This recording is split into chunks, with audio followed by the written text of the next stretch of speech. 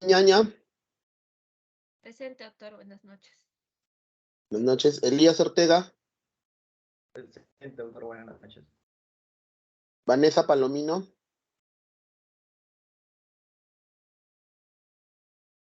Vanessa Palomino. No está por ahí. Se ha retirado, doctor. Sí. Diego Pantoja. Presente, doctor. Buenas noches. Leonardo Pérez. Presente, doctor. Buenas noches. Buenas noches. Miguel Pérez.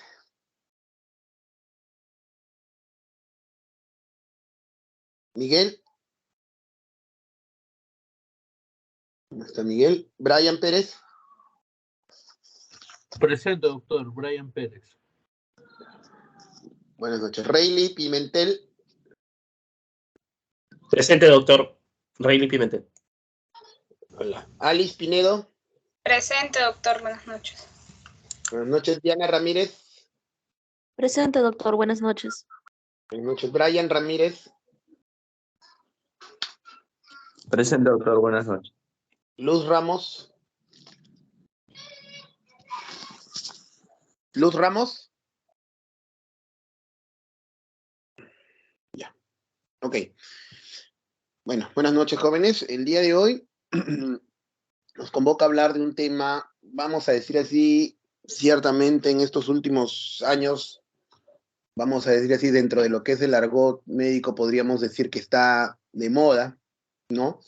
Como procedimiento, como acto médico, como acto quirúrgico, ¿no? Se ha difundido estos últimos 2 o 3 años probablemente en nuestro país, se ha difundido de forma expansiva, ¿no? Prácticamente en casi todas las regiones del país ya se hace la cirugía bariátrico-metabólica como parte de un procedimiento habitual y hasta cierto punto de vista rutinario, ¿no? Lamentablemente cuando ello ocurre, a veces se saltan muchos protocolos o no se cumplen ciertos protocolos para los cuales siempre en toda patología existen, ¿no? Para toda enfermedad, para toda patología siempre existe la guía de procedimientos clínicos y los protocolos de diagnóstico y tratamiento para determinadas enfermedades.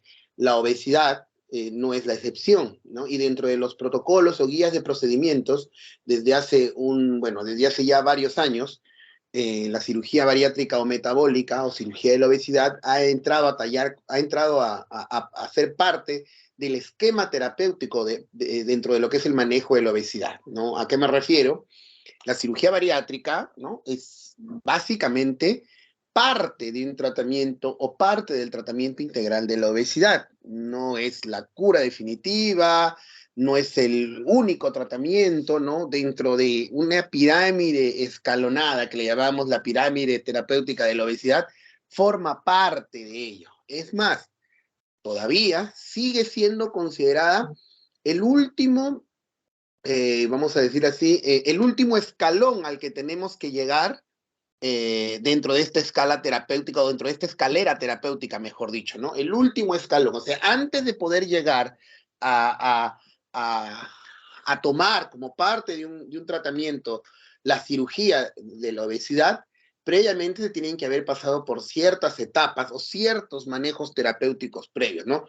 Bueno, salvo en casos bastante severos o bastante extremos, como son como ocurren en la obesidad mórbida o en la obesidad extrema, siempre se tienen que saltar otros esquemas de tratamiento previos antes de llegar a la cirugía. La clase del día de hoy, el objetivo de la clase obviamente no es que ustedes sean cirujanos bariatras, no está diseñada para que ustedes aprendan la técnica operatoria, a pesar que les voy a mostrar algunos videos, ¿no? de 2 de las cirugías más comunes dentro de lo que es cirugía bariátrica. El objetivo de la clase en primer lugar es que ustedes aprendan a reconocer cuándo es el mejor momento para sugerir, indicar o derivar a un paciente obeso al cirujano, ¿no? Es decir, cuáles son las indicaciones terapéuticas para la cirugía de la obesidad. Ese es el principal objetivo. Y en segundo lugar, obviamente que ustedes conozcan, puedan brindar una orientación general de cuáles son los tipos de procedimientos bariátricos más comunes, específicamente los 2 más comunes, y puedan saber a qué paciente está destinado cada uno de ellos, de estos procedimientos bariátricos. Muy bien. la cirugía bariátrica, cirugía de la obesidad, o también llamada cirugía metabólica, es el tipo de procedimiento quirúrgico destinado al tratamiento de la obesidad. Como bien sabemos, la obesidad para el día de hoy es considerada como un gran problema de salud pública a nivel mundial, debido a su alta prevalencia o incidencia en los países occidentales.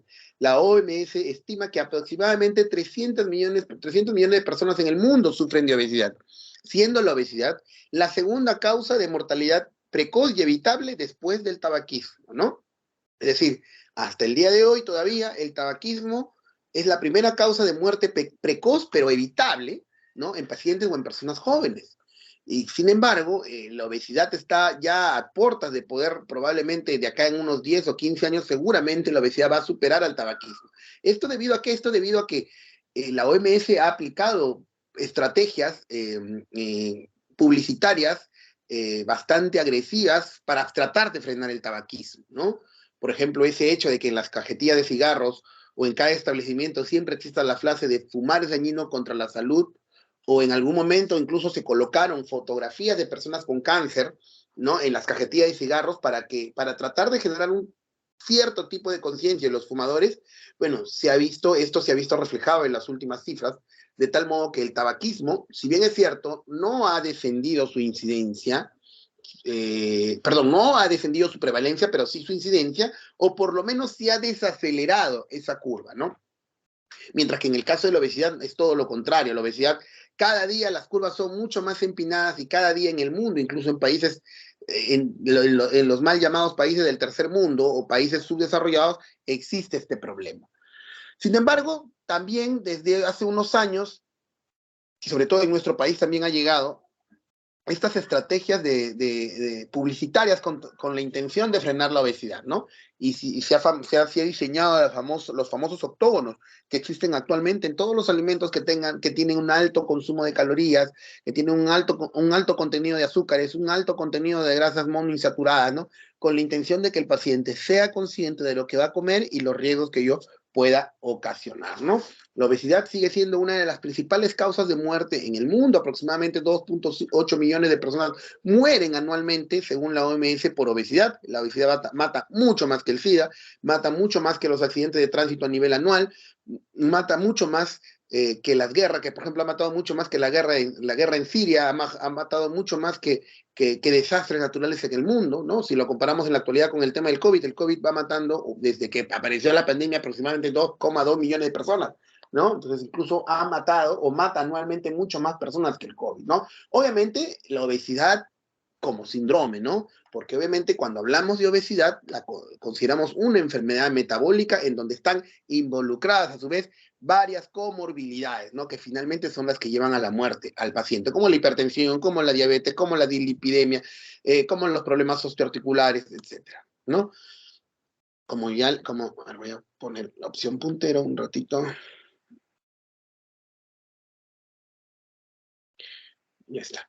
Bueno, como les seguía diciendo, casi todas las curvas, en casi todos los países, indefectiblemente del estrato social o económico en donde se encuentren, siempre la curva de la obesidad va en curva ascendente, Y la obesidad es considerada como el exceso de peso a expensas del tejido adiposo. Y algo muy importante a tener en cuenta, sobre todo para efectos del tratamiento, para efectos terapéuticos, es que la obesidad es una enfermedad multifactorial. En primer lugar, es una enfermedad crónica que se va produciendo, se va desarrollando en el tiempo, ¿no? Muchos de los pacientes obesos arrastran este problema incluso desde la niñez o adolescencia, ¿no? Y es una enfermedad en donde están involucradas una serie de factores, ¿no? Influencias sociales, factores psicológicos, el consumo alimentario que viene enraizada por una industria alimentaria que también busca solamente producir y no piensa en la salud de las personas. Tiene que ver también un componente genético, biológico, la poca actividad física, las influencias en el entorno, la actividad física. Entonces, son muchos los factores que intervienen en el paciente obeso, ¿no? Es una enfermedad básicamente multifactorial. Y como es una enfermedad multifactorial, del mismo modo su tratamiento tiene que ir encaminado en tratar de prevenir o contrarrestar todos esos factores, ¿no? Es por eso que no existe o no puede existir en un paciente obeso una sola forma de tratarlo, ¿no? Casi siempre están involucrados varios factores. Y las principales estrategias terapéuticas van encaminadas en consejos alimentarios, ¿no? Es decir, medidas higiénico-dietéticas, actividad física, evaluación psicológica, evaluación metabólica. O sea, básicamente lo que se busca es tratar de coberturar o de cubrir todas las causas que estén asociadas a la enfermedad, a la obesidad, ¿no? La obesidad es un estado proinflamatorio, o sea, puede que el paciente obeso no tenga ninguna comorbilidad, puede que no esté asociada a ninguna enfermedad. Sin embargo, el mismo hecho del paciente ser un paciente obeso es un paciente que está, por ejemplo, con hepatomegalia. Es un paciente que no solamente tiene aumento de grasa corporal, sino también grasa visceral, que es la grasa que está dentro del abdomen. Y eso es este hepatomegalia, este aumento de la grasa visceral, lo predispone a desarrollar un estado proinflamatorio, un estado inflamatorio en el cual constantemente se van produciendo citoquinas proinflamatorias para tratar de contrarrestar ese estado proinflamatorio, ¿no? Obviamente eso conlleva a que a medida que pasen los años, a pesar de que, porque a veces los pacientes, bueno, obesos, ¿no? Los que somos obesos, decimos, no tenemos ninguna comorbilidad, no, estamos sanos. Pues eso no es así, lamentablemente. Ya el hecho de estar obesos nos genera un estado proinflamatorio que a medida que va progresando el tiempo, va generando mayor severidad y los años de vida potencialmente saludables van disminuyendo y con ello también la expectativa de vida. Nosotros, básicamente, en cirugía, a lo largo de los años hemos utilizado como parámetro casi de forma exclusiva para definir qué pacientes son candidatos para cirugía bariátrica al índice de masa corporal, ¿no? El índice de masa corporal, vamos a decir así que todavía, porque es muy probable que esto ya cambie de acá a unos años, ¿no? Es más, en el último Congreso Mundial de Cirugía Bariátrica que se desarrolló en Latinoamérica, específicamente en Argentina, ya se han establecido otros parámetros probablemente mucho más fiables, ¿no? Ya no solo el índice de masa corporal. Hasta el día de hoy, como les digo, todavía la clasificación de la obesidad se basa en función al índice de masa corporal, que es el cociente que sale del peso sobre la talla al cuadrado. Y es el parámetro, hasta el día de hoy, como les repito, más fiable, vamos a decir así, casi exclusivo, a través de los cuales nosotros, los cirujanos, decidimos qué paciente es candidato o no a cirugía bariátrica, ¿no? Sin embargo, para el día de hoy, ya la valoración clínica, ¿no? La valoración clínica va obteniendo mayor relevancia al respecto. ¿A qué me refiero? Por ejemplo, hay pacientes que tienen sobrepeso, es decir, que no tienen, que por índice de masa corporal todavía no llegan al estado de obesidad, ¿no? Para que un paciente sea considerado obeso, tiene que tener un índice de masa corporal mayor de 30. Sin embargo, hay pacientes con sobrepeso, es decir, índice de masa corporal de 27, 28, ¿no? Sobrepeso, pero que ya tienen comorbilidades, como por ejemplo la diabetes mellitus, ¿no? Incluso tienen diabetes mellitus insulino dependiente, ¿no? Entonces, son pacientes que a pesar de no llegar al parámetro de tener un índice de masa corporal mayor de 30, son pacientes que ya tienen una comorbilidad, son muy jóvenes, son pacientes diabéticos, insulino dependientes, o que tienen muchos fármacos o que necesitan de muchos fármacos para tratar su diabetes, ¿no? Que sabemos que a la larga o que rápidamente van a desarrollar complicaciones diabéticas. Entonces, en estos pacientes está diseñada la cirugía bariátrica, que no va a servir para bajarlos de peso. O sea, la función no es bajarlos de peso en este caso, sino es mejorar su metabolismo.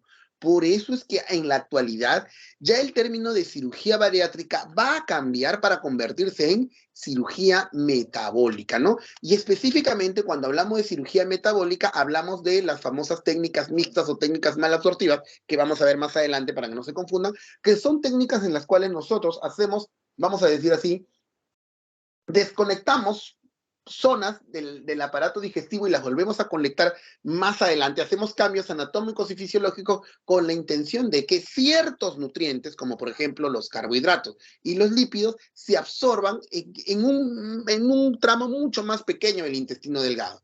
Que la mayor parte de carbohidratos y lípidos sean eliminados, ¿no? No sean absorbidos, no se utilice la superficie de absorción de estos nutrientes, que básicamente es el yeyuno, ¿no? El yeyuno, ¿no? En el ilion casi no se absorben carbohidratos y lípidos, ¿no? En el ilion se absorben esencialmente proteínas, ¿no? Entonces, lo que se busca es que esta zona de yeyuno, proximal sobre todo, no sea utilizada no sea utilizada para que los carbohidratos y lípidos que consume el paciente puedan ser eliminados y no absorbidos, ¿no? Entonces, a este cambio dentro de lo que es la fisiología de la digestión, ¿no?, que la obtenemos por medio de una cirugía, se le conoce como cirugía metabólica, ¿no? Que está diseñada, repito, para pacientes, que está diseñada, que su principal objetivo no es que el paciente reduzca de peso, sino que estos cambios metabólicos generen un alivio en una enfermedad, en este caso, la diabetes mellitus, ¿no? Muy bien, entonces, pero hasta el día de hoy, el IMC sigue siendo el parámetro no solamente para clasificar al paciente como obeso, sino también para definir la cirugía bariátrica, ¿no? Un paciente, entonces, según la Sociedad Europea de Endocrinología y de Obesidad, planteó esta última clasificación, ¿no?, que se basa en el índice de masa corporal. Un IMC menor de 18.5 es considerado un paciente desnutrido. Un paciente de 18.5 a 24.9 es un paciente normopeso. Un paciente de 25 a 26.9 es un paciente considerado sobrepeso tipo 1. Un paciente de 27 a 29.9 es un paciente con sobrepeso tipo 2. Un paciente mayor de 30, específicamente de 30 a 34.9, obesidad tipo 1. De 35 a 39.9, obesidad tipo 2. De 40 a 49, obesidad tipo 3 o mórbida, y de mayor de 50, obesidad tipo 4 o obesidad extrema, ¿no? Esta clasificación del año 2010 hasta el día de hoy todavía, vamos a decir así, permanece invariable, ¿no? No han habido mayores cambios, ¿no? Con respecto a la anterior clasificación sí hubieron cambios, ¿no? En la anterior clasificación del año 2004, si no me equivoco, solamente existía un solo tipo de sobrepeso, ¿no? Es decir, había la clasificación de desnutrido, normopeso y pasábamos al sobrepeso. No había sobrepeso tipo 1 ni sobrepeso tipo 2. ¿No? El sobrepeso iba de 25 a 29.9. ¿Por qué en esta nueva clasificación se ha hecho esa subdivisión? En primer lugar, porque la idea es que al paciente con sobrepeso tipo 1 se planteen objetivos, objetivos obviamente dietéticos, con la intención de que lleguen al normopeso, pero basados básicamente en consejerías, ¿no? En que ustedes como médicos generales le brinden consejerías necesarias para que lleguen al normopeso. Ya a partir del paciente con sobrepeso tipo 2, sí es obligatorio una intervención terapéutica, es decir, ya no solamente es consejería nutricional, sino directamente instaurar regímenes dietéticos estrictos o específicos para cada paciente, ¿no? Con la intención de hacerles ver que están muy cerca de la etapa de obesidad y muy cerca de generar todos los problemas del estado proinflamatorio que conlleva esta enfermedad, ¿no? Entonces, ya a partir del sobrepeso tipo 2 es que se plantean los criterios de intervención terapéutica y, como les digo también, en el último congreso argentino incluso ya se ha determinado que pacientes con sobrepeso tipo 2 y con comorbilidades también deberían tener la posibilidad de ingresar a una lista de espera para una cirugía esencialmente metabólica. Y el otro cambio, la otra diferencia con respecto a la anterior clasificación es que en la anterior clasificación solamente había hasta obesidad tipo 3 o mórbida, ¿verdad? Mayor de 40, ¿no? Pero en la actualidad hemos visto que existen pacientes con índice de masa corporal mayor de 50, que antes era pues muy raro, eran casos bastante aislados, pero en la actualidad cada vez vemos más pacientes con obesidad extrema, ¿no? En el Hospital Hipólito Unanue este año hemos visto tres pacientes, en realidad, un paciente que pesaba 159 kilos, otro paciente que pesaba 181 kilos y otro paciente que ha pesado 212 kilos, ¿no? Ambos entran en la clasificación de obesidad extrema porque ambos tenían índice de masa corporal superior a 50. El último tenía un índice de masa corporal de 62. O sea, eran realmente pacientes que hasta hace algunos años eran considerados como pacientes récord Guinness, ¿no? Y en la actualidad ya vemos que es una realidad, son realmente pacientes realmente en muy mal estado, ¿no? En los cuales se tiene que hacer, probablemente en este tipo de pacientes la cirugía sea la primera opción, pero no va a ser suficiente un solo procedimiento bariátrico, ¿no? Es muy probable que requieran reintervenciones, obviamente con muchos riesgos. Normalmente el hecho de que un paciente entre a sala de operaciones ya es un riesgo, ¿no? Un paciente que va a entrar a operarse una vesícula siempre involucra riesgos. Un paciente que se va a operar de cualquier patología y es obeso, la obesidad le duplica o triplica el riesgo, ¿no? Si encima se va a hacer un procedimiento bariátrico, ese riesgo obviamente es muchísimo mayor, pero son pacientes en los cuales no tienes otra alternativa. Yo siempre le digo cuando hablo con mis pacientes, es que lamentablemente cada vez que uno se va a operar tiene que poner o colocar en una balanza riesgo o beneficio. Si el beneficio puede superar al riesgo, lo ideal es que decidas operar. Pero si siempre el riesgo va a ser mayor que el beneficio, obviamente no deberías operarte, ¿no? En el caso, por ejemplo, de los pacientes que se van a operar de la vesícula, ¿no? Pacientes que vienen con cólicos y demás. Entonces, obviamente, y hay muchos pacientes que dicen, no, yo no me quiero operar, doctor, yo no me quiero operar. Pero obviamente, si no te operas, tienes el riesgo de que puedas hacer complicaciones como pancreatitis, como biliperitoneo, como colangitis. Entonces, obviamente, más riesgoso es no operarse que operarse. Entonces, la lógica nos dice que deberías operarte, ¿no? Entonces, en ese sentido, ya cada vez hay pacientes mucho más obesos, obesos extremos que realmente necesitan una ayuda importante. Ahora, adelantándome un poquito, ¿no? Esto es un concepto importante que quiero que se graben también. Ojo, la cirugía bariátrica o metabólica o cirugía de la obesidad no es una cirugía, vamos a decir, en la cual tú entras gordo a sala de operaciones y vas a salir flaco, ¿no? O sea, la cirugía como acto operatorio no te va a hacer bajar de peso. No se trata de eso. Lo que hacemos por medio de la cirugía es una serie de transformaciones anatómicas y fisiológicas que tienen como intención hacer que el paciente obeso pueda tolerar dietas de muy baja carga calórica, o sea, dietas hipocalóricas, pero también en poca cantidad. ¿Y a qué me refiero? Si tú, un paciente obeso, mórbido o extremo, que está acostumbrado a consumir, no sé, de 15.000 a 20.000 kilocalorías por día, ¿no? Porque esa es la cantidad de calorías que consumen ellos. Y nosotros, según nuestra clase de nutrición, hemos determinado o hemos visto que, por ejemplo, la tasa metabólica basal para un paciente que pesa 70 kilos y que está en reposo debe ser hemos dicho que son de 30 a 35 kilocalorías por kilo, o sea, 30 por 70, 2.100. O sea, un paciente en reposo absoluto que pesa 70 kilos debería consumir 2.100 kilocalorías. Pero como hacemos cierto tipo de actividad laboral, no sé, podría llegar a 2.500, 2.700 kilocalorías por día para mantener nuestro peso. Estos pacientes obesos mórbidos, ¿no? Más o menos cuando le hacen el cálculo de la cantidad de calorías que consumen de 12.000 a 15.000 kilocalorías por día. No obviamente para mantener ese peso tan grande. Entonces tú le dices, bueno, para que usted baje de peso, usted no puede consumir 15.000 calorías, ¿no? Le dice el nutricionista. Usted tiene que consumir máximo 800 a 1.000 kilocalorías para que poco a poco pueda perder peso. O sea, decirle a una persona que está acostumbrada a consumir 15.000 kilocalorías, que tiene el estómago súper grande, ¿no? Preparado para recibir esas 15.000 kilocalorías diarias, decirle que de un día para otro va a bajar a 1.000 kilocalorías por día, ¿no? Entonces, eso va a ser imposible, eso es anatómicamente imposible y fisiológicamente también es imposible. El cuerpo no está preparado para eso. O sea, eso de que es falta de voluntad, es falta de fuerza de carácter. No, es que el cuerpo ha llegado a un extremo en el cual ya no es posible poder tolerar así de simple esas dietas. Entonces, lo que hacemos por medio de la cirugía bariátrica es preparar al cuerpo, específicamente al aparato digestivo, para que pueda tolerar esas dietas hipocalóricas. El paciente obeso que es operado de cirugía bariátrica, al día siguiente de la cirugía bariátrica consume un volumen dietético de aproximadamente solo 800 kilocalorías.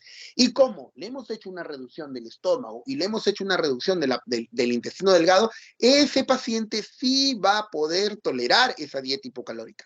Lo que termina haciendo bajar de peso al paciente no es la cirugía como tal, sino es la dieta hipocalórica que está recibiendo. O sea, finalmente, lo que termina haciendo bajar de peso al paciente es el hecho de que coma en poca cantidad. La diferencia es que ahora sí lo va a tolerar porque su cuerpo hemos cambiado su aparato digestivo para que pueda tolerar esa dieta. Entonces, eso es importante que ustedes sepan, reconozcan y que puedan también hacerle ver eso al paciente, ¿no? Que la cirugía bariátrica lo que va a hacer es transformar su cuerpo para que pueda tolerar dietas hipocalóricas, ¿no? Pero finalmente lo que le va a terminar de hacer bajar de peso es el hecho de que coma menos, que coma poco y que coma bien, ¿no? Esto no es como en cirugía plástica, que uno entra pues un poquito gordito y le hacen una liposucción y le pueden bajar 6, 7 kilos y sale esbelto. Esto definitivamente no es así. La cirugía bariátrica no es una cirugía estética, es una cirugía para la salud. Muy bien, y básicamente toda nuestra clase, bueno, una de los principales, vamos a decir así, ítems de nuestra clase se basa en este cuadro, ¿no? En los famosos criterios de intervención terapéutica. O sea, ¿en qué momento se tiene que intervenir para tratar de ayudar a un paciente a llegar a su peso normal, ¿no? Desde el punto de vista de la cirugía bariátrica. Entonces, obviamente en el paciente normopeso, aquel que tiene de 18.5 a 25, no está indicado una intervención terapéutica, ¿no? Obviamente en el normopeso, básicamente, vamos a decir así, reforzar consejos de alimentación saludable y fomentar la actividad física. La intervención ocurre a partir del paciente, como hemos dicho, con sobrepeso tipo 2, ¿no? En el paciente con sobrepeso tipo 1 no está justificada la intervención si el peso es estable y la distribución de la grasa es periférica y sobre todo si no hay enfermedades asociadas, ¿no? Entonces, si no hay nada de esto, no está justificable ningún tipo de intervención.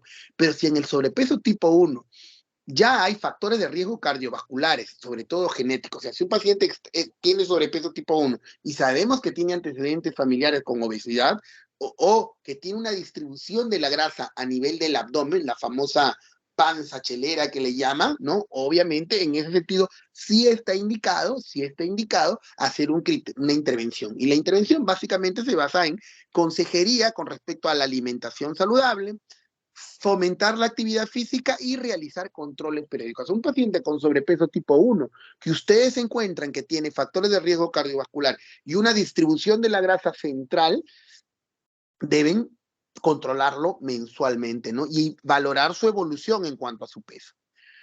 La intervención más importante se da a partir del sobrepeso tipo 2, como ya hemos señalado, y ya se plantean objetivos, siendo el objetivo más importante en el paciente con sobrepeso tipo 2 una pérdida de por lo menos el 5% del peso corporal, ¿no? Y para ello ya se plantea, no son consejos dietéticos, sino ya se plantea un plan dietético terapéutico, ¿no? Con nutricionista, en el cual se tiene que implementar una alimentación hipocalórica, fomentar la actividad física, fomentar los cambios en el estilo de vida. ¿Y a qué nos referimos con cambios en el estilo de vida? Nosotros, ¿por qué es que cuando uno es niño a veces, ¿no? Y ha sido delgado y luego a medida que van pasando los años puede ir aumentando su peso? Porque también su estilo de vida va cambiando. Cuando somos niños, estudiamos, jugamos, corremos, comemos a nuestras horas, el papá y la mamá están siempre preocupados a la hora de desayunar, de almorzar y de cenar. Sin embargo, en la medida que o vamos a la universidad, o ya pues en el caso de ustedes, cuando están próximos a ser internos, automáticamente pierden sus horas de alimentación, ¿no? A veces no desayunan porque se han acostado muy tarde y se han quedado dormidos, se han venido directo a la universidad, ya no desayunan, entonces llega la hora del almuerzo y tienen un hambre feroz, que se quieren comer de todo y a veces no encuentran porque la cafetería está llena y se van a comer lo primero que encuentren, que puede ser pues un bróster, una hamburguesa. De repente en la tarde igual, llegaron muy tarde a su casa, ya no cenaron, tuvieron que cenar por la calle, o de repente ese día cuando son internos, de repente no llegan a almorzar. Entonces, su estilo de vida ha cambiado, sus hábitos han cambiado, comienzan a comer a deshoras, y cuando comes tú a deshoras, ¿no?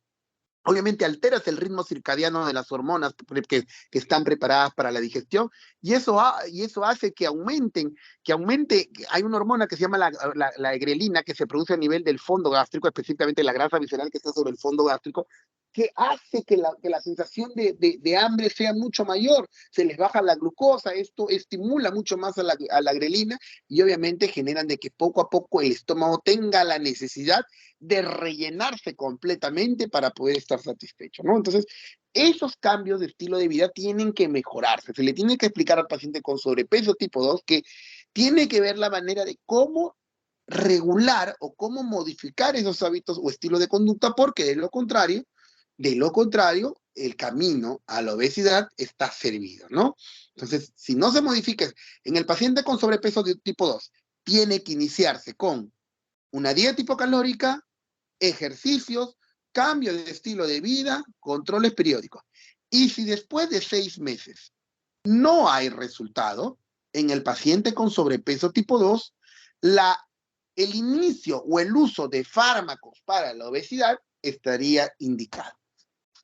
¿Existen fármacos para la obesidad? Sí.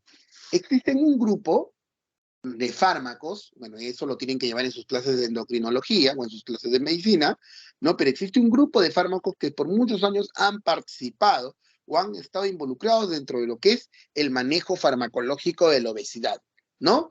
Tenemos los inhibidores del apetito, o también llamados estimulantes de la saciedad, ¿no? Que son básicamente controlados a partir de receptores adrenérgicos, como el dietilpropión y la fentermina, que fueron los que llegaron al Perú, ¿no? El Macindol nunca llegó al Perú, llegaron el dietilpropión y la fentermina. Tenemos también adrenérgicos no controlados, como la efedrina. Tenemos los inhibidores selectivos de la recaptura de la serotonina, como la fluoxetina y sertralina, que también son utilizados en el tratamiento antidepresivo.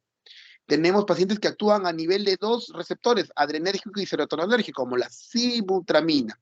Y tenemos los inhibidores del receptor 1 de endocannabinoides, como el rimonabant, utilizado también para pacientes con autismo, que tampoco no fue muy popular. En el Perú, los 3 fármacos de esta lista inicial que fueron más utilizados para el tratamiento de la obesidad fueron el dietilpropión, la fentermina y la sibutramina, ¿no? El que tuvo probablemente mayor éxito, vamos a decir así, o que que fue mucho más conocido y hasta cierto punto comercializado incluso en las farmacias, fue la sibutramina, porque también desde el punto de vista de resultados, fue el que mejor resultados tuvo. Lograba hacer bajar de peso a los pacientes varios kilos en pocos meses, ¿no? Sin embargo, todos estos pacientes que eran controlados por receptores, ¿no? Tenían un problema. El principal problema es que eran fármacodependientes. Es decir, una vez que se retiraba el fármaco, el paciente podía volver a ganar el mismo peso o incluso mucho más, ¿no? Es decir, aparecía lo que se conoce el famoso efecto de rebote. Y en estos 2 primeros, en los adrenérgicos controlados, además generaron, actualmente los adrenérgicos controlados han salido del mercado ya no son utilizados porque han generado cardiomegalias, hay hipertrofias de ventrículo izquierdo en pacientes que han utilizado estos fármacos por varios años, ¿no? Entonces, la FDA ya los ha retirado prácticamente del mercado y solamente son utilizados.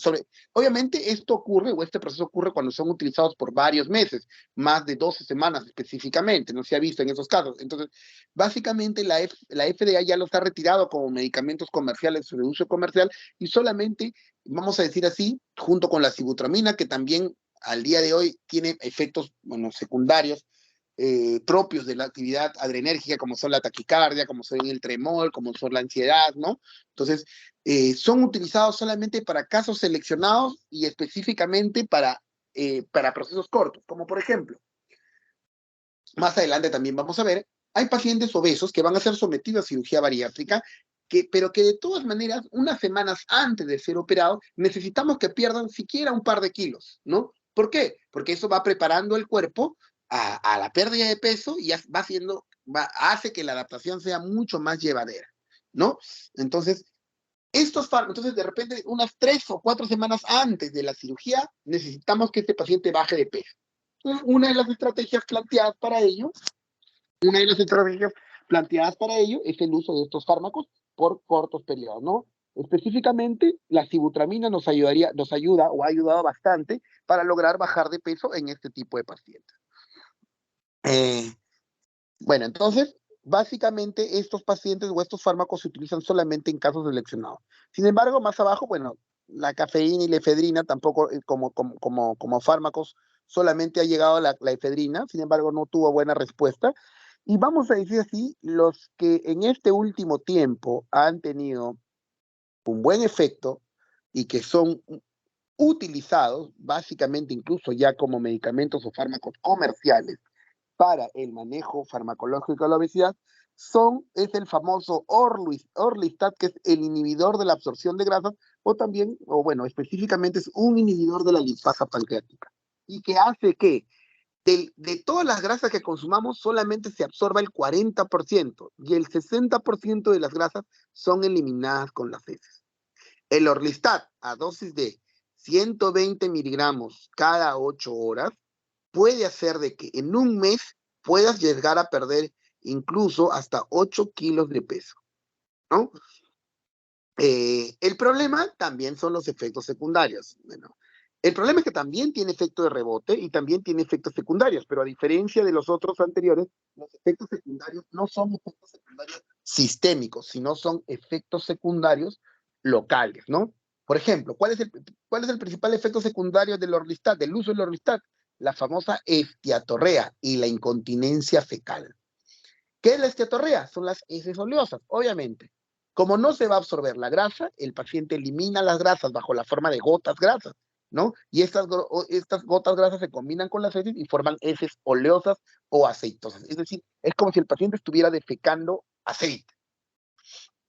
Y eso a su vez genera una incontinencia fecal. El paciente, a veces pues uno tiene ganas de querer ir al baño y bueno, obviamente si no estás en el lugar o en el ambiente adecuado, vas a tratar de contener las heces. Los pacientes que consumen Orlistat y que están con esteatorrea tienen la incapacidad, no pueden contener las heces, ¿verdad? Presentan accidentes porque simplemente las heces salen disparadas y obviamente generan pues accidentes bastante bochornosos, ¿no? Pero obviamente esto se va a dar siempre y cuando consuman grasas. Porque si el paciente no consume grasas o disminuye su consumo de grasas, obviamente no va a tener estos efectos secundarios. Y obviamente va a conseguir la respuesta de bajar de peso. Porque un paciente que come pizza, pollo de grasa, arroz chaufa y que toma Orlistat, obviamente toma el Orlistat para no subir de peso, pero no va a conseguir bajar de peso. Porque está consumiendo una gran cantidad de grasas y de todas maneras hay un 40% de estos que se está absorbiendo, ¿no?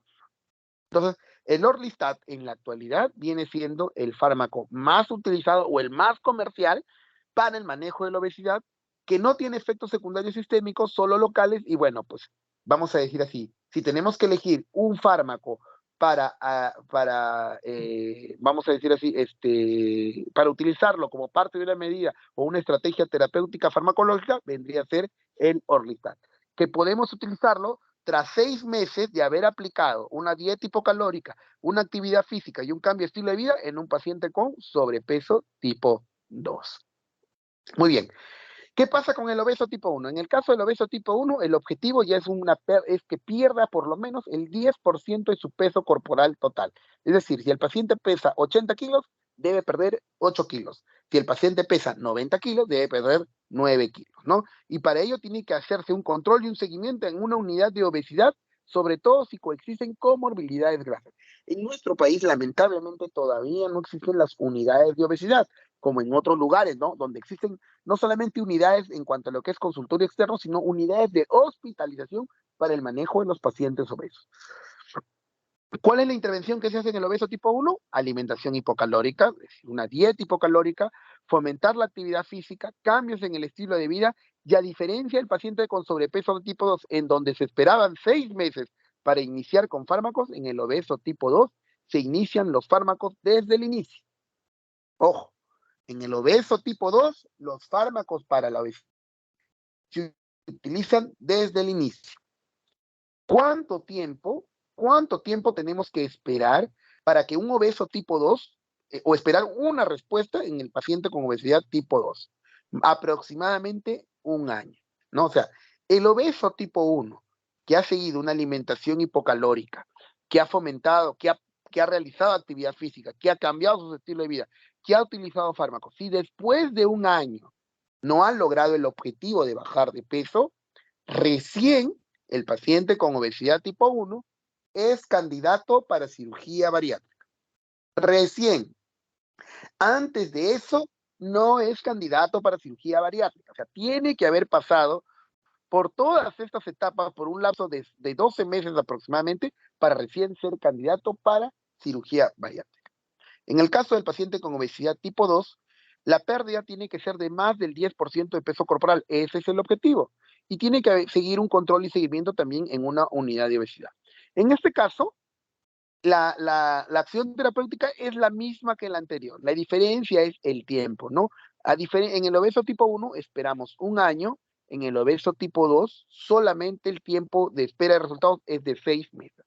Si en 6 meses, aplicando todo esto, no hay resultados, recién se debe evaluar una cirugía metabólica o de obesidad, ¿no? Ojo, eso es en el obeso tipo 2 que no tenga comorbilidades, ¿no? Entonces, en el obeso tipo 2 sin comorbilidades, tenemos que hacer dieta hipocalórica, fármacos desde el inicio, ejercicio, terapia psicológica. Si en 6 meses no hay respuesta, recién pasa a cirugía bariátrica. Eso es, repito, en el obeso tipo 2 sin comorbilidades, que no tenga comorbilidades. Pero ¿qué pasa en el obeso tipo 2 con comorbilidades? Si el obeso tipo 2 tiene comorbilidades, 2 o más comorbilidades, desde el inicio se le plantea la posibilidad de cirugía bariátrica. Ojo, en el paciente con obesidad tipo 2 con comorbilidades, desde el inicio se plantea la cirugía bariátrica. Y en el caso de obeso tipo 3 o tipo 4, obviamente en ese caso sí es candidato a cirugía bariátrica desde el inicio, ¿no? En este caso, bueno, en este cuadro básicamente ya ha cambiado. Ya en el obeso tipo 3 o tipo 4, desde el inicio tiene que plantearse como primera estrategia la cirugía bariátrica, porque ya se ha demostrado, como les dije, que su cuerpo no está ni anatómica ni fisiológicamente preparado para asumir una dieta de muy bajo contenido calórico, ¿no? Entonces, en resumen, ¿no? Esto es para resumir, ¿cuáles son los criterios de ingreso en lista de espera para cirugía bariátrica? 1. Pacientes con intentos de pérdida de peso con tratamientos médicos idealmente supervisados por profesionales. Es decir, los obesos tipo 1 que después de un año de haber pasado dieta, ejercicios, terapia psicológica, modificaciones del hábito de conducta, no hayan logrado su objetivo. 2. Pacientes que comprendan la implicancia de la cirugía bariátrica, sus riesgos o beneficios, ¿no? Es necesario que el paciente sea consciente de que se va a someter a una cirugía con todos los riesgos que ello involucra, incluso la muerte. No, porque de por sí el mismo hecho de ser gorditos, lamentablemente te predispone a comorbilidades intraoperatorias y posoperatorias inmediatas. O sea, puede ocurrir, puede pasar. Eso es parte innata o inherente de la obesidad. O sea, la obesidad como tal ya es un factor de riesgo para complicaciones.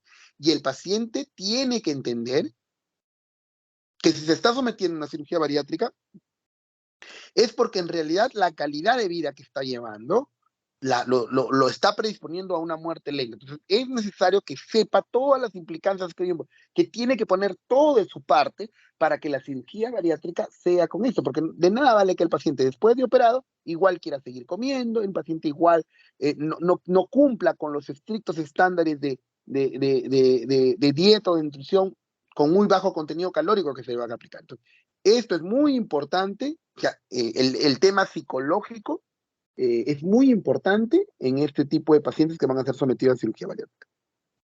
Otro, pacientes con un índice de masa corporal de 35 a 40, es decir, el obeso tipo 2 con 2 o más comorbilidades. ¿Qué comorbilidades? Por ejemplo, hipertensión arterial, diabetes mellitus tipo 2, síndrome de apnea o hipoapnea del sueño, dislipidemias, artrosis y enfermedades degenerativas articulares como la artrosis de rodillo de cadera, pacientes con síndrome metabólico, pacientes con el síndrome de ovario poliquístico, sobre todo en las mujeres, pacientes con afectación psicosocial hasta al día de hoy, los síndromes de ansiedad generalizada o el síndrome depresivo mayor asociado a la obesidad, también son considerados comorbilidades de la obesidad.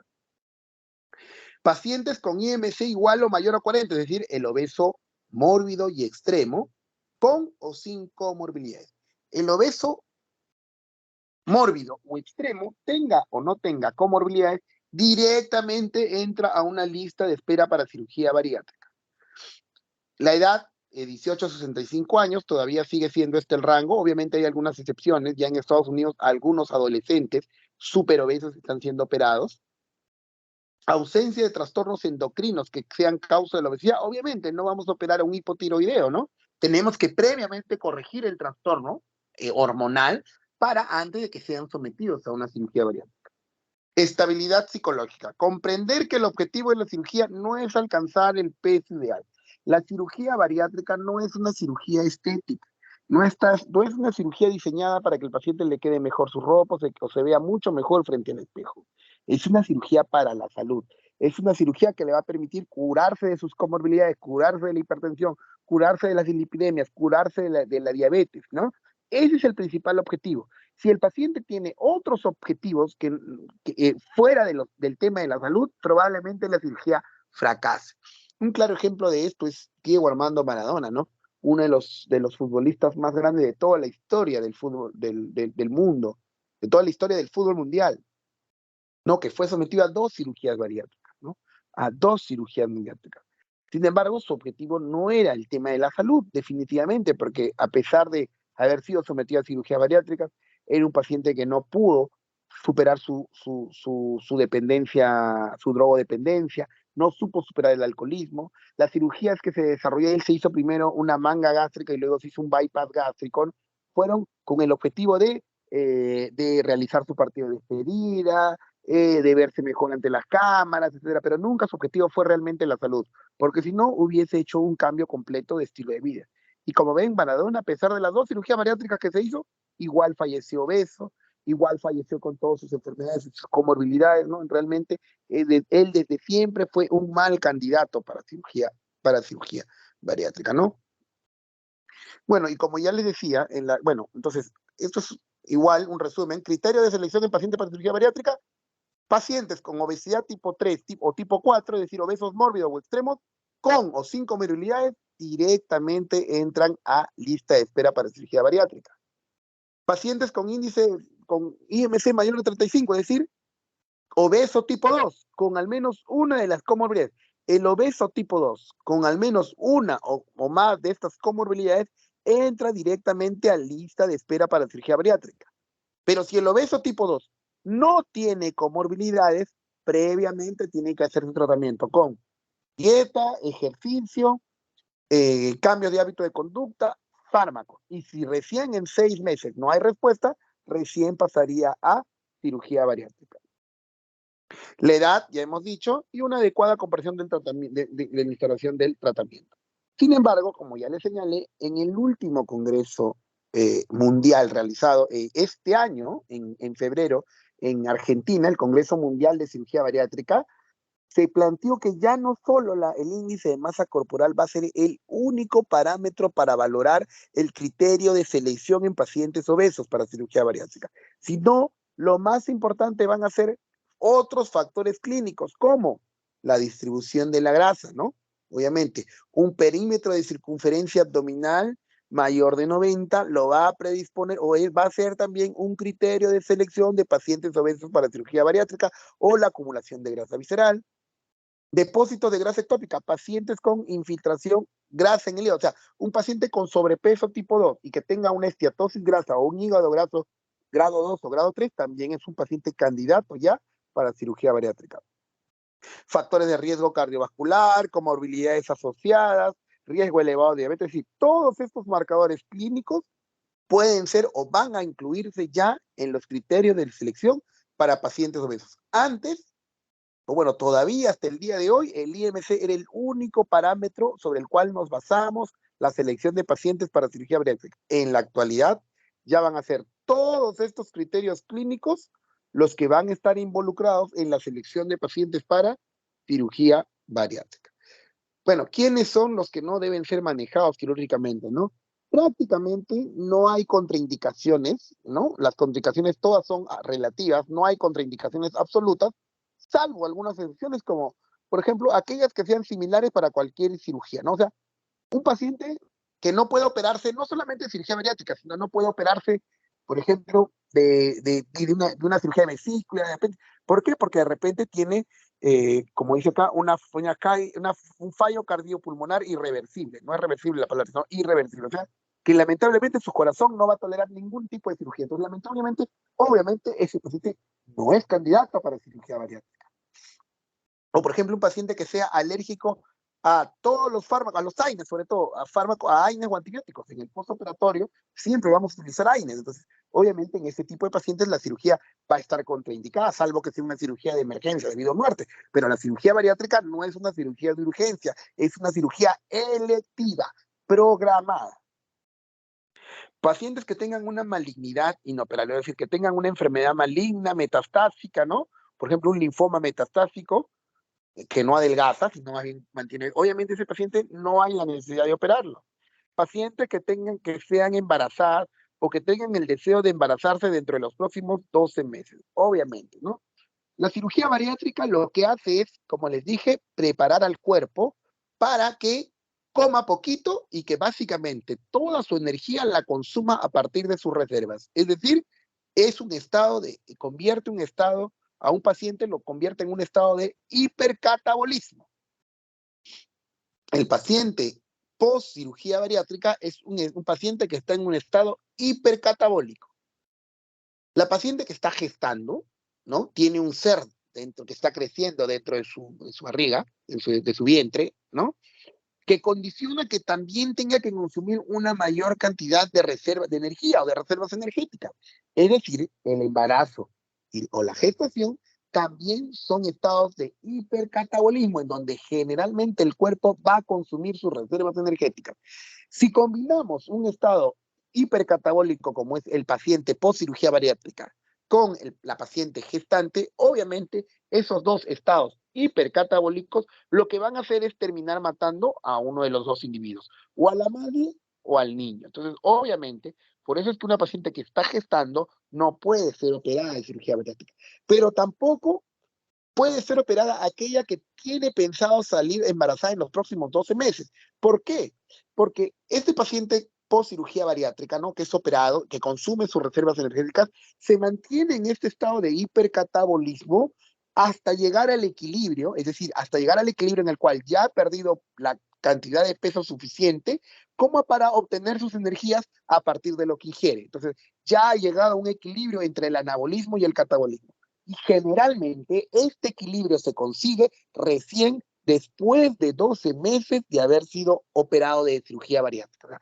Un obeso recién consigue el equilibrio, es decir, tú sabes que ha llegado a su peso de pérdida máximo después de los 12 meses. A partir de los 12 meses, automáticamente se genera el equilibrio y el paciente ya deja de consumir sus reservas energéticas. Entonces, ¿a partir de dónde va a obtener sus energías? A partir de lo que consume, ¿no? Entonces, por eso es que un paciente bariátrico, una paciente embarazada o gestando, o que piensa embarazarse en los próximos 12 meses, no puede ser operado, ¿no? El síndrome de obesidad, hiperfagia y retraso mental, desde pacientes con un retraso mental severo, tampoco son candidatos para cirugía bariátrica. Y dentro de las contraindicaciones relativas, cierto deterioro en la capacidad intelectual, ¿no? Aunque eso es relativo porque puedes tratar de hacerle entender con el psicólogo las implicancias y corregir eso. La incapacidad de comprender los cambios perennes que conlleva el procedimiento, es decir, el paciente desde ese momento va a tener que cambiar su visión del mundo, obviamente se va a ver diferente definitivamente y tiene que comprender esos cambios. Falta de motivación para el cambio de estilo de vida y el seguimiento, obviamente, el paciente que no está dispuesto a cambiar su estilo de vida después de la cirugía tampoco es un candidato, tampoco debería ser operado. Pacientes con abuso de alcohol o estupefacientes, pacientes con enfermedades psiquiátricas no tratadas, pacientes con úlcera péptica activa, ese es un dato muy importante. Todo paciente que va a ser sometido a una cirugía bariátrica necesariamente se le tiene que hacer el descarte de Helicobacter pylori dentro de la mucosa gástrica. O sea, es necesario que se haga una endoscopía digestiva alta con una biopsia para determinar la presencia o ausencia de Helicobacter pylori. ¿Por qué?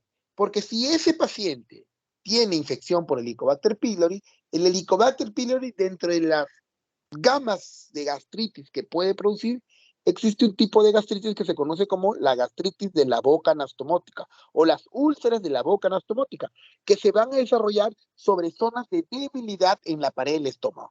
Cuando nosotros operamos, por ejemplo, hacemos una manga gástrica, lo que hacemos es reducir el estómago, tunelizar el estómago, pero previamente lo hemos cortado y seccionado. Entonces, sobre esa zona de corte o sección se genera una zona de debilidad, que si ese paciente está colonizado por Helicobacter pylori, este Helicobacter pylori va buscar esa zona de debilidad para alojarse y desarrollar esta enfermedad que es la úlcera de boca anastomótica, que puede llevar obviamente a la perforación, a la fístula o a la dehiscencia incluso de la propia sutura y los cuadros agudos, ¿no? Entonces, es necesario que todo paciente que va a ser operado de cirugía bariátrica se le haga el descarte de Helicobacter pylori y también obviamente de úlcera péptica. ¿Cuáles son los estudios recomendados para cirugía bariátrica? Bueno, toda esta lista grande que ustedes ven aquí, que básicamente es similar a cualquier proceso quirúrgico laparoscópico, ¿no? La hematología básica, la bioquímica básica, de esta lista, ¿qué es lo que, digamos, cambia? O sea, ¿qué es, por ejemplo, de una Colelab, qué es lo que lo diferencia? Por ejemplo, el dosaje de vitaminas y minerales. Todo paciente que va a ser sometido a una cirugía bariátrica es necesario hacerle un dosaje de vitaminas y minerales para ver cómo están sus reservas. El paciente que es operado y luego de ser operado va a consumir calorías, es muy probable que sus reservas, las primeras reservas energéticas que se van a consumir son las reservas energéticas de vitaminas y minerales, porque nosotros tenemos estos componentes, estos micronutrientes, los tenemos en trazas, por eso se llaman micronutrientes, porque las necesidades y las reservas son en pequeñas cantidades o en pequeñas trazas, lo que necesitamos para completar nuestras funciones metabólicas. Entonces, el estado post-cirugía bariátrica siempre conlleva a una desnutrición, siendo esta desnutrición principalmente en base a micronutrientes. Entonces, nosotros tenemos que saber con qué basal estamos iniciando, o sea, con cuánto está empezando el paciente, para que en el postoperatorio, a la hora de hacer los controles, veamos el mejor momento de suplementarlo con vitaminas y minerales.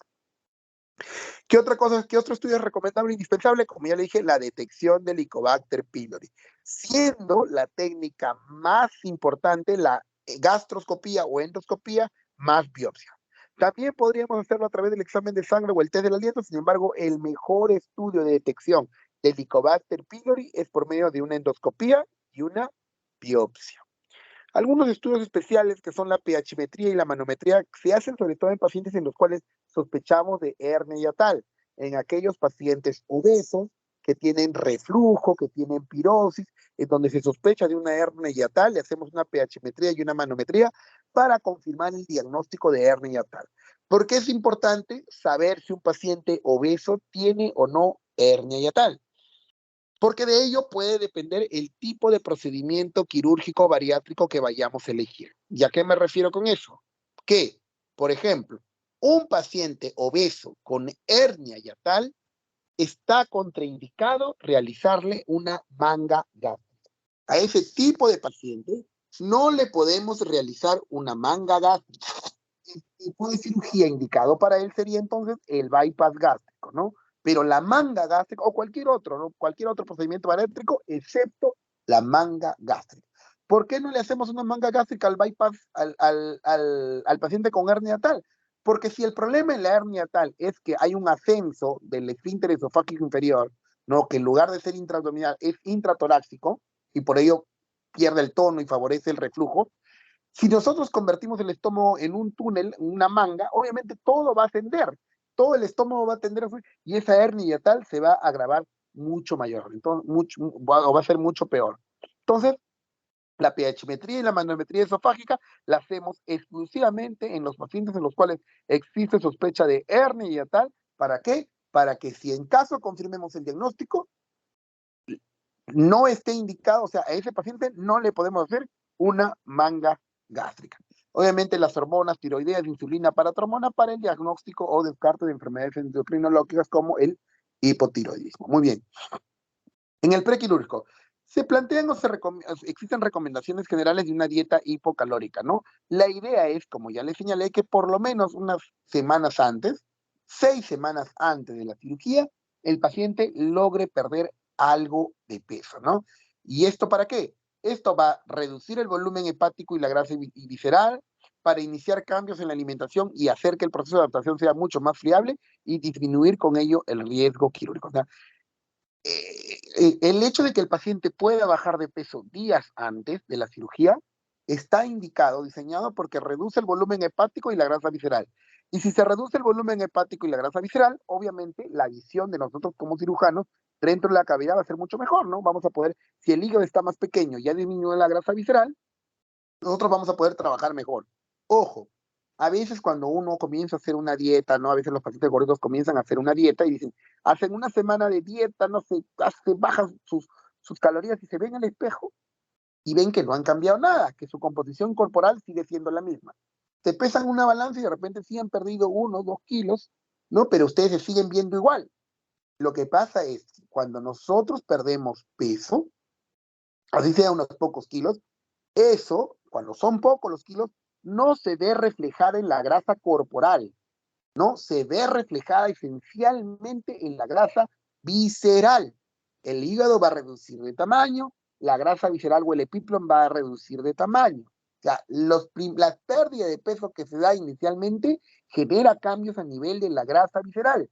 Y eso, para efectos quirúrgicos, es muy importante para nosotros, porque nos va a permitir mejorar nuestro campo de visión operatoria, ¿no? Como tal, como lo señala esta revisión de la revista de cirugía española, la pérdida de peso preoperatoria en pacientes candidatos a cirugía bariátrica, recomendaciones basadas en la evidencia.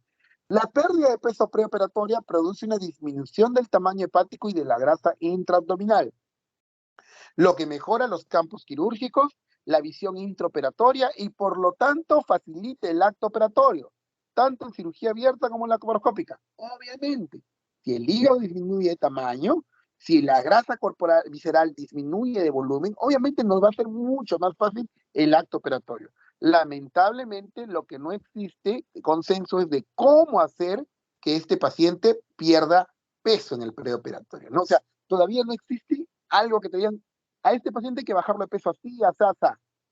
En los últimos años se está utilizando dos técnicas para hacer que el paciente pierda peso. Uno, como ya les señalé, los fármacos, hacer que el paciente bariátrico siga una dieta acompañada de fármacos como el Orlistat o como la sibutramina, o también la aplicación del famoso balón intragástrico, ¿no? Que consiste en una cápsula que el paciente pues la deglute, ¿no? Conectada a una pequeña cinta, y una vez que esta cápsula llega al estómago, se le infla con un suero fisiológico y obviamente se forma un globo como un balón dentro del estómago que reduce la capacidad gástrica, ¿no? Entonces, generalmente este balón intragástrico se coloca por 30 días o por 45 días antes de la cirugía para hacer que el paciente pierda unos 5 o 6 kilos y con ello estar preparados para una cirugía con éxito. Muy bien. Y lo otro que me interesaba que puedan aprender es que puedan diferenciar los tipos de cirugía bariátrica que existen. Existen esencialmente 3 grupos principales de cirugía bariátrica. Tenemos las cirugías restrictivas. Su principal función es generar cambios anatómicos, preparar al cuerpo para recibir poca comida. Y básicamente el lugar de acción es el estómago, ¿no? El estómago es dentro del aparato digestivo, es el órgano diseñado para la recepción de alimentos. Entonces, si reducimos la capacidad gástrica, vamos a hacer que el paciente coma mucho menos, ¿no? Y dentro de las cirugías restrictivas tenemos la manga gástrica, la banda gástrica ajustable, la gastroplastía vertical con banda y la aplicatura gástrica. De todos estos procedimientos bariátricos restrictivos, el más conocido, el más famoso y probablemente uno de los gold standard a nivel mundial es la famosa manga gástrica o también llamada gastroplastía vertical en manga, no en banda, sino en manga, gastroplastía vertical en manga. Entonces, ahora vamos a ver un video en que consiste en básicamente reducir el volumen del estómago. Reducimos aproximadamente, resecamos el 80 a 90% del estómago, lo reducimos. El estómago, que es como una jota, como una bolsa, lo convertimos en un túnel. Cirugías mal absortivas, ¿no? Como la derivación biliopancreática o la derivación yeyuno-ileal, ¿no? ¿En qué consiste? Obviamente, para que los alimentos entran por el esófago, pasan por el estómago, van al duodeno, en donde se van a combinar con las secreciones biliares y pancreáticas. Cuando los alimentos se combinan con las secreciones biliares y pancreáticas, se inicia el proceso de degradación de micromoléculas para que puedan ser absorbidas a nivel del yeyuno. Es decir, se inicia básicamente la parte más importante de la digestión. Pero ¿qué pasa si los alimentos no se combinan con la bilis ni se combinan con el jugo pancreático.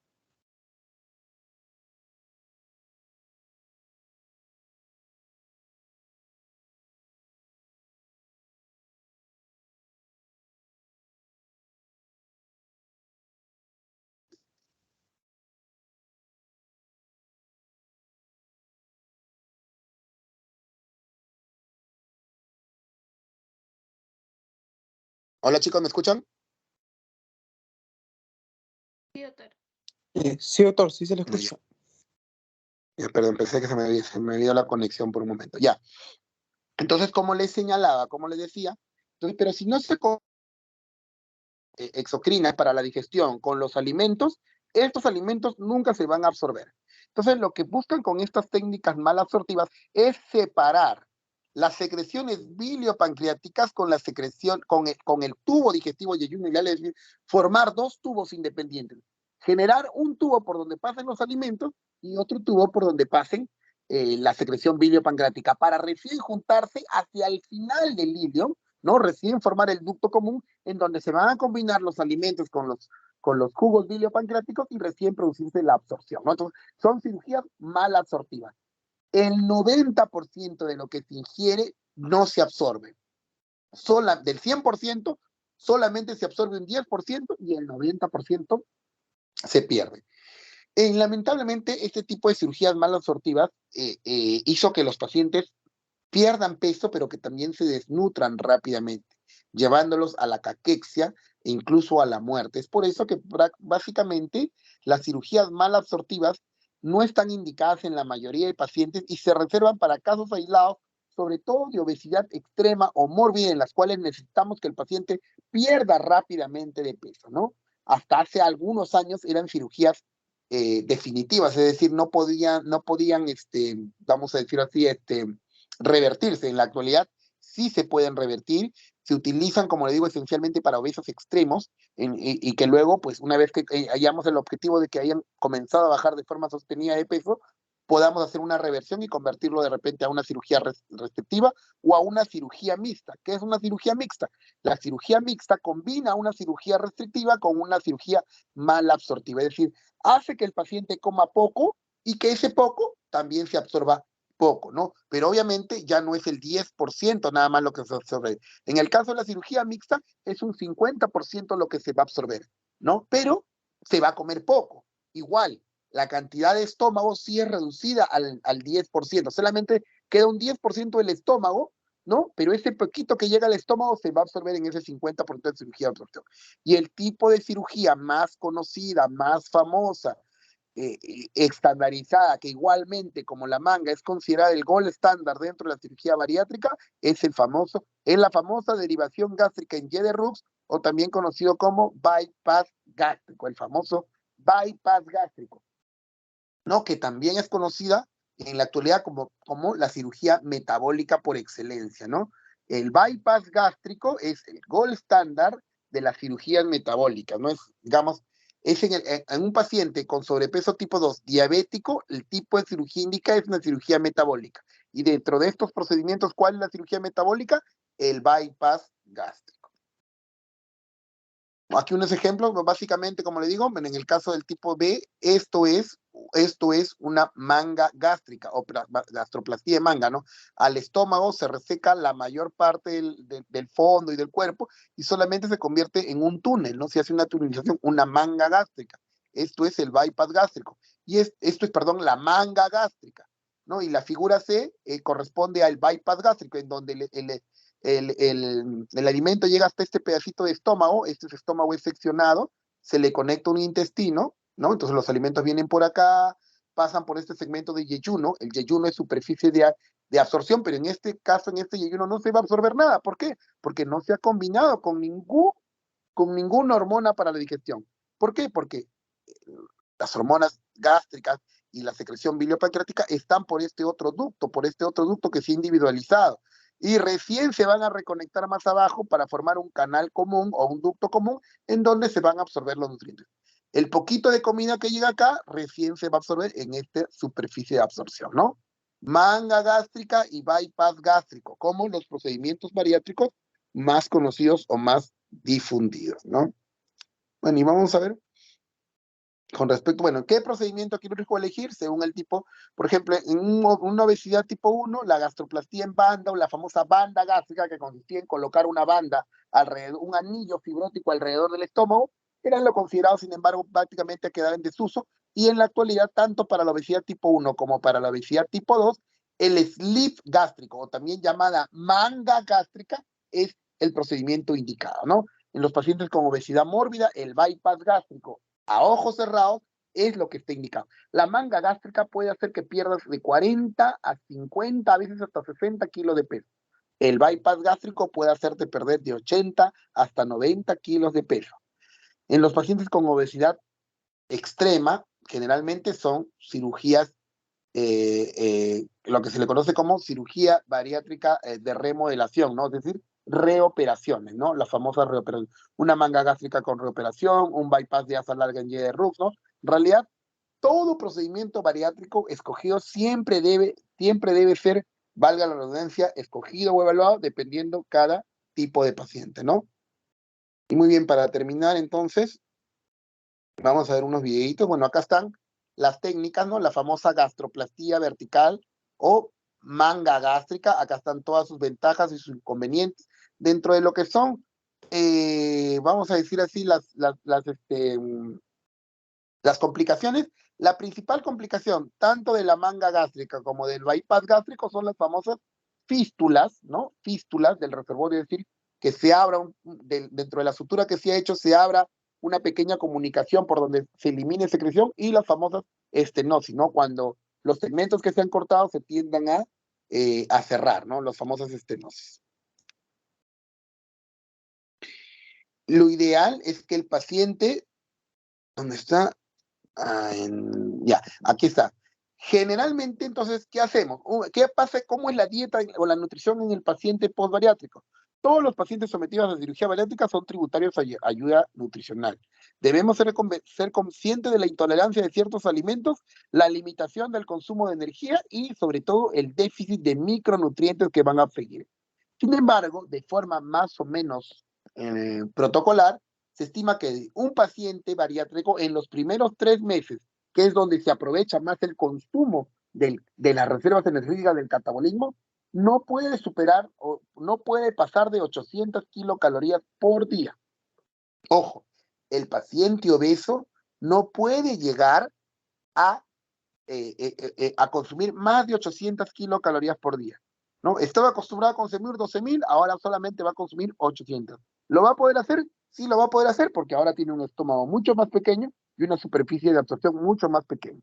Y a partir del tercero hasta el 12º mes, ya progresivamente se va a ir subiendo la cantidad de calorías hasta llegar a 1.200 kilocalorías hasta los 12 meses. Y ya después de los 12 meses, como ya se ha generado la estabilización metabólica entre la cantidad de peso que ha perdido y lo que ha ingerido, ya más o menos puede consumir una cantidad de calorías óptima para el peso ideal, ¿no? Si ha llegado a un peso de 60 kilos, consumirá máximo 1.800 kilocalorías. Usualmente los controles con los nutricionistas son mensuales, con el cirujano al mes, al tercer mes, al sexto mes, al noveno mes, al 12º mes, y luego semestral hasta el segundo año, y luego una vez por año, ¿no? En los diabéticos siempre hay que hacer hemoglucotest diarios, y cada 3 meses hay que hacer toda la batería de exámenes, incluyendo el dosaje de micronutrientes, ¿no? Recidiva, generalmente después de los 5 años, si no ha habido una ideal codificación de la conducta, los pacientes pueden llegar a subir de peso, siendo el rango máximo permitido de 10 kilos, a partir de los cuales ya hay que ponerse a pensar en, de repente, volver a retomar toda la actividad, desde el tema de la dieta, actividad física, cambio de hábito de conducta o incluso nutrición. Muy bien, entonces vamos a ver un pequeño video con respecto a lo que es la manga gástrica. A ver qué pasa.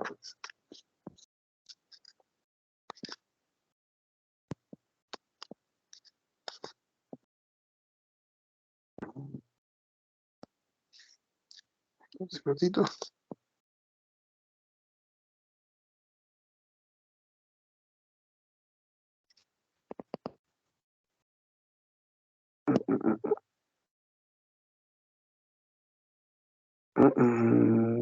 A ver, ahí está.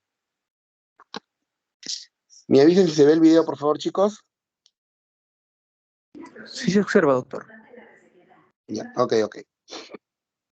Bueno, esta es una paciente mujer de 44 años con un índice de masa corporal de 44. Es una obesa mórbida que tiene comorbilidades, hipertensión y diabetes. En esta paciente se decidió hacer una manga gástrica, ¿no? En una paciente adulta mayor. En las adultas mayores hay que tener un poco digamos, de temor con el tema de las cirugías mal absortivas. Bueno, en este caso, ¿no? Se identifica el ya... Ay, ¿qué hice? Ay, perdón.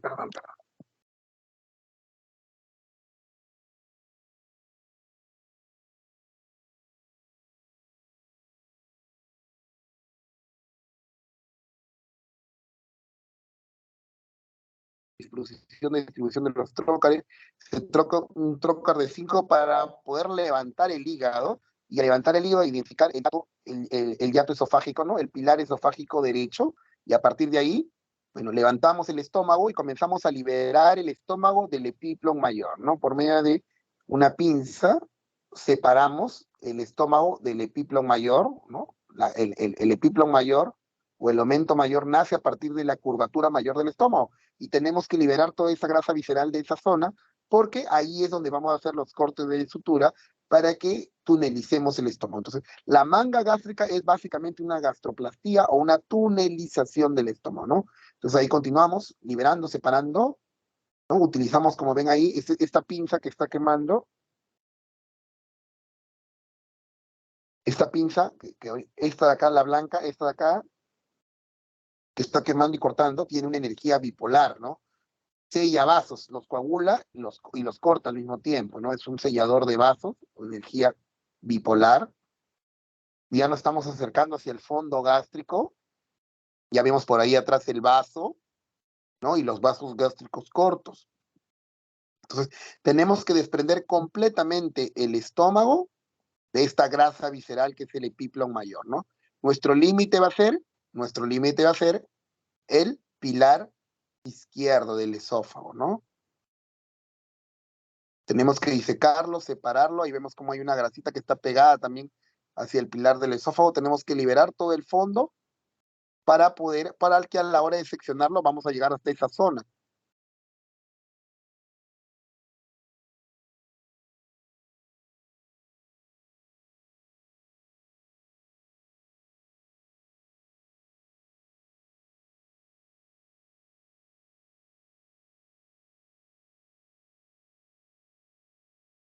Ahí se termina de exponer todo el estómago, ya se ha levantado prácticamente. Adelante quedan algunas adherencias que se van a liberar a nivel de la curvatura menor, ¿no? A nivel de la cara posterior del cuello. Se toma una medida. A partir del píloro se miden 5 centímetros desde el píloro hacia el estómago y se hace una marca, 4 a 5 centímetros. Y se hace una marca porque a partir de ahí vamos a comenzar a cortar el estómago hacia arriba, ¿no? Entonces, hacia abajo liberamos un poco más también de epiplon. Y una vez que ya hemos superado nuestra marca, a partir de ahí vamos a empezar a meter nuestra sutura mecánica, ¿no? Este tipo de cirugía se hace generalmente con un tipo de sutura mecánica, una grapadora mecánica, que lo que hace es cortar y al mismo tiempo grapar el estómago, sellarlo. Previo a esto se está colocando una sonda calibradora a nivel del estómago que tiene que llegar hasta el duodeno. Esa sonda calibradora nos va a permitir medir la cantidad de estómago que vamos a dejar, ¿no? Porque no si de repente han habido circunstancias en las cuales se ha llevado más estómago, hemos cortado más estómago y ha quedado un estómago demasiado pequeño que este no sabe, ¿no? Entonces ahí lo que ven que está ingresando es la sutura mecánica. Como ven, tienen unos hilos aquí.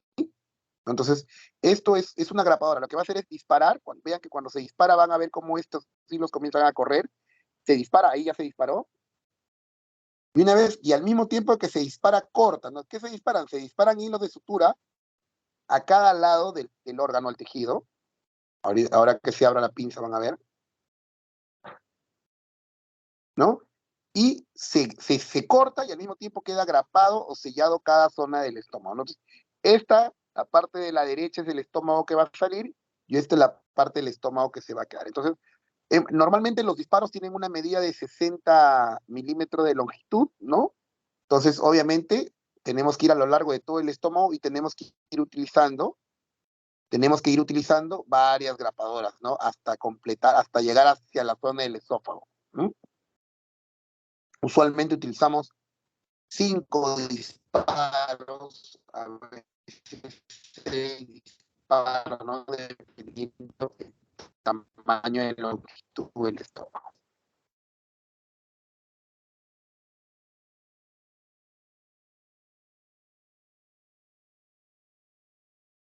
Nuevamente, continuamos con el tema de el grapado, ¿no?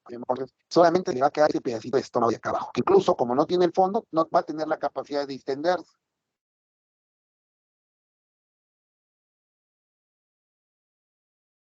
Nuevamente ahí, hasta el momento van 3 disparos, ahí va el cuarto disparo, aparentemente el estómago no parece ser muy grande,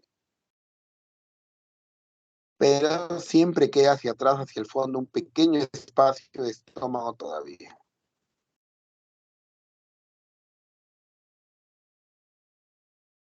Y ahí falta un pequeño espacio con el cual, con el quinto disparo, recién completamos todo el tema de la sutura.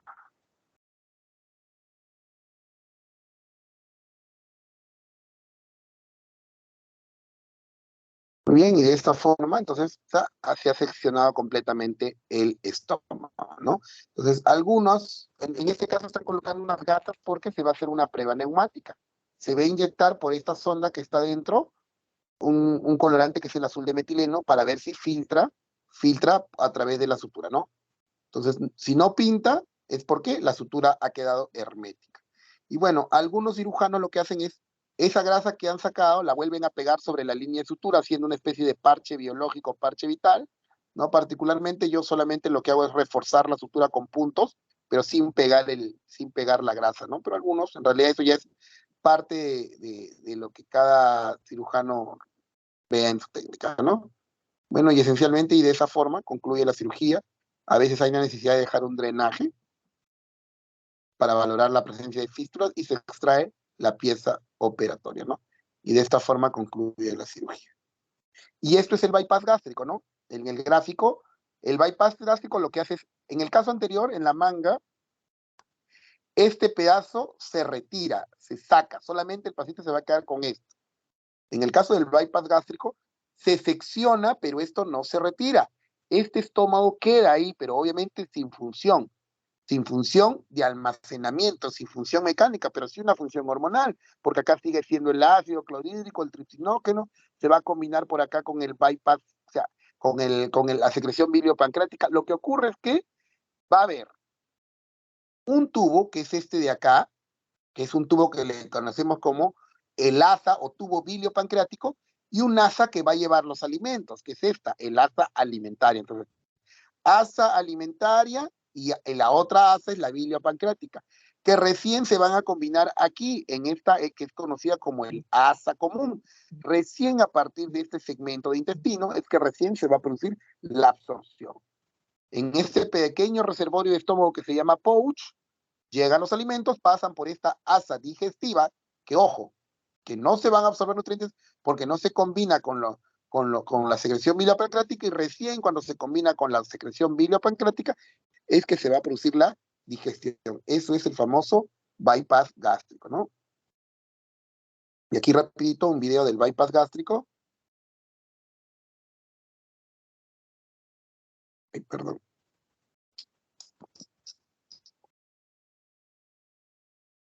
Este también en este caso es un paciente con obesidad, con IMC 44.1, en este paciente era un hipertenso, un diabetes mellitus tipo 2, y acá me decía hace la cápita que es un paciente que no tenía hernia del hiato, ¿no? Y se realizó un bypass gástrico laparoscópico simplificado.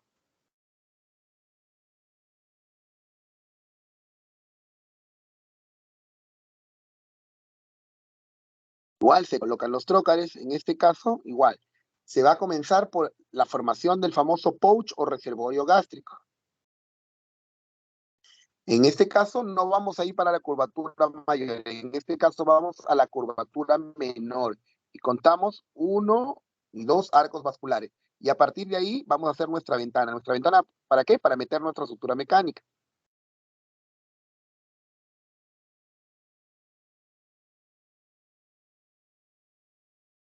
Entonces, ahí se está separando. Ojo, acá estamos empezando por la curvatura menor del estómago.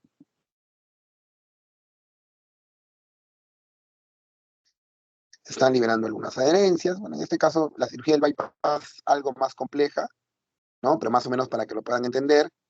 Lo que vamos a tratar de buscar la zona de cómo desconectar el estómago, tanto por delante como por detrás, formando ese pequeño pouch gástrico, ¿no? Entonces,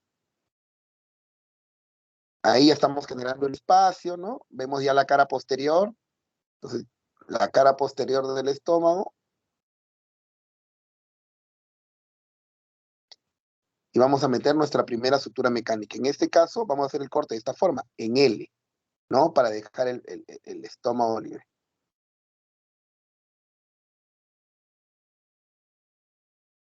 Ahí entra la primera sutura mecánica.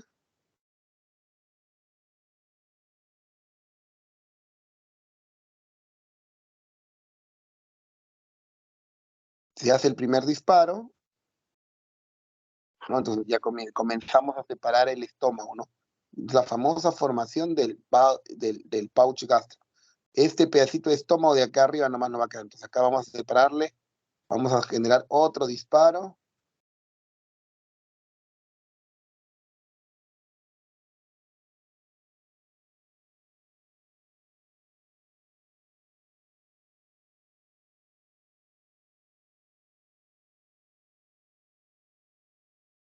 Nos falta un pedacito más.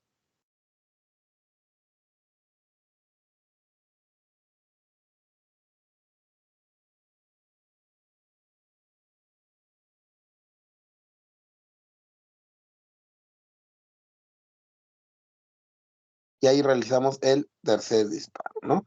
Y con eso ya hemos separado completamente nuestro estómago pequeño, que se le denomina pouch, y el estómago grande. Entonces ya los alimentos no van a pasar hacia el otro estómago. Bueno, entonces ahora lo que tenemos que hacer es ascender el asa de intestino delgado. Primero le generamos un camino, abrimos un poquito, esto es el colon transverso, está acá abajo, y esto es el epíplomo mayor, pero en su inserción inferior, ¿no? En su inserción superior es a nivel de la curvatura mayor del estómago, su inserción inferior es sobre el epíplomo. Entonces, abrimos este espacio, vamos a decir este puente, para que pueda subir o ascender el asa de intestino, ¿no? Levantamos el colon, llegamos a la raíz del mesenterio, y en la raíz del mesenterio por acá abajo vamos a encontrar, o vamos a identificar el intestino delgado, ¿no? Ahí vemos el ángulo de Treitz, está el yeyuno y el ángulo de Treitz.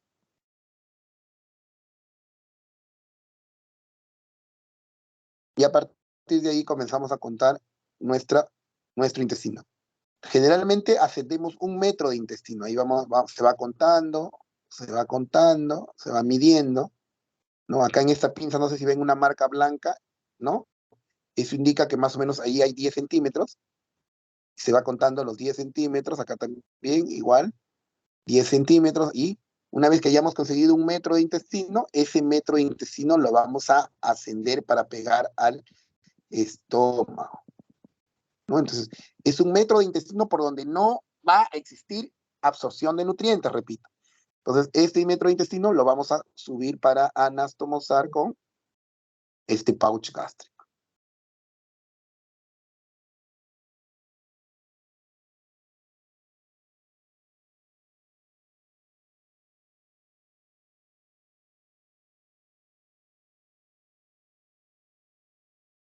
Hacemos un espacio en el intestino, un huequito en el intestino y un huequito en el estómago. ¿Para qué? Porque por ahí van a entrar las patas de la sutura mecánica, ¿no? En el intestino entra una pata de la sutura mecánica, se está acomodando, y por el estómago entra la otra pata de la sutura mecánica. ¿Para hacer qué? La anastomosis. En este caso, va a cortar y al mismo tiempo va a anastomosar la sutura mecánica. Esta es la otra función que tiene la sutura mecánica.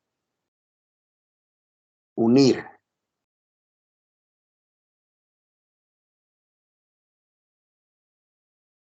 Ya está, ya se hizo la anastomosis. Acá arriba vamos a ver una sonda, mira cómo la sonda pasa del ese pedacito de estómago, ahora pasa directamente al intestino.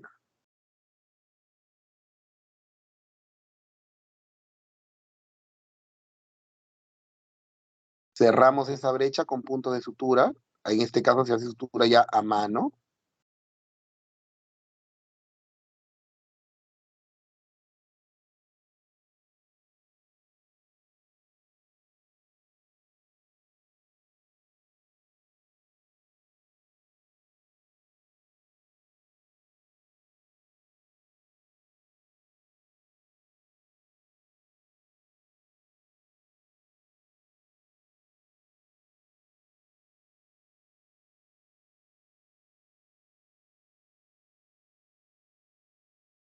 Está haciendo la sutura a mano, se está cerrando la brecha.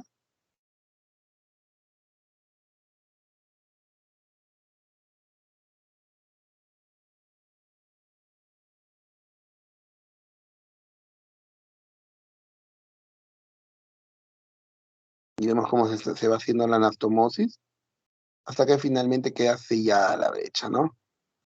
Usualmente se puede hacer en un solo plano, algunos utilizan un plano de refuerzo. Lo importante es que quede completamente sellado.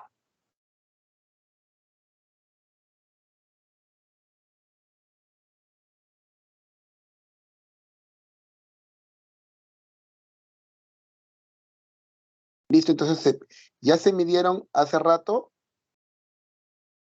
1 metro, acá se miden otro metro más. ¿Para qué? Para hacer la anastomosis abajo de intestino a intestino. O sea, para hacer abajo la anastomosis, todo eso es asa alimentaria. Ahora recién se va a hacer la anastomosis del asa común, ¿no? La de arriba es el asa biliopancreática, ¿no? La que viene del duodeno, y este es el asa digestiva. Y ahí hacer la anastomosis se forma el asa común, ¿no? El asa común.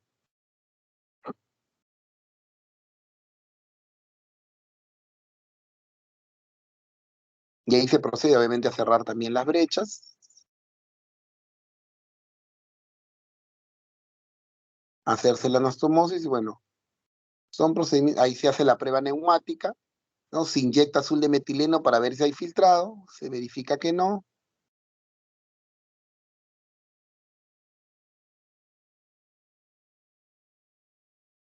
Se hace la separación de las asas. De esa forma concluye el bypass. Son cirugías que aparentemente dan toda la sensación de ser relativamente sencillas, pero obviamente involucran entrenamiento y práctica. Muy bien. Muy bien, chicos. ¿Dudas, preguntas, consultas?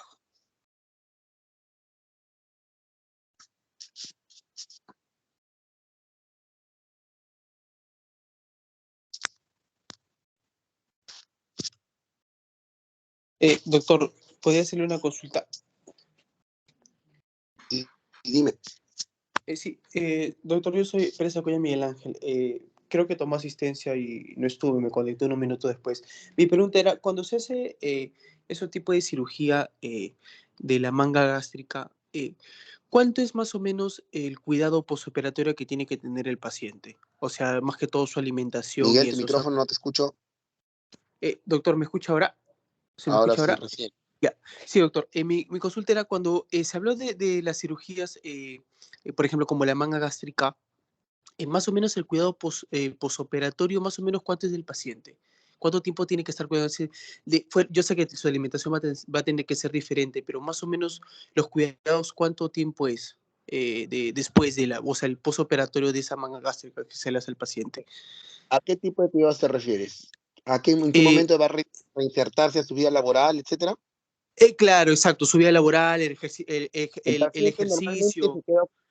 El paciente después de la cirugía se queda hospitalizado solo un día, o máximo 2, y Ujú. normalmente vuelve a sus actividades laborales ya rutinarias a partir del 10º día en adelante, ¿no? O sea, a los 10 o máximo a los 14 días ya está nuevamente trabajando, haciendo sus labores, sus actividades, porque todo es cirugía laparoscópica, nada es Eh, cirugía abierta. Exacto, doctor. Y una consulta más. ¿Y con su alimentación ya cambia? O sea, ¿va a haber un cambio? ¿Ya no va a comer el paciente normal? O sea, ¿va a tener que hacer una dieta Obviamente, balanceada? No, es una dieta hipocalórica, o mejor dicho, una dieta de muy bajo contenido calórico. Ok, Él solamente va a poder consumir 800 kilocalorías por los primeros 3 meses y luego los siguientes hasta máximo 1200 kilocalorías. No va a poder ok, consumir más que ok, eso. ok, doctor. Listo, muchas gracias. Gracias.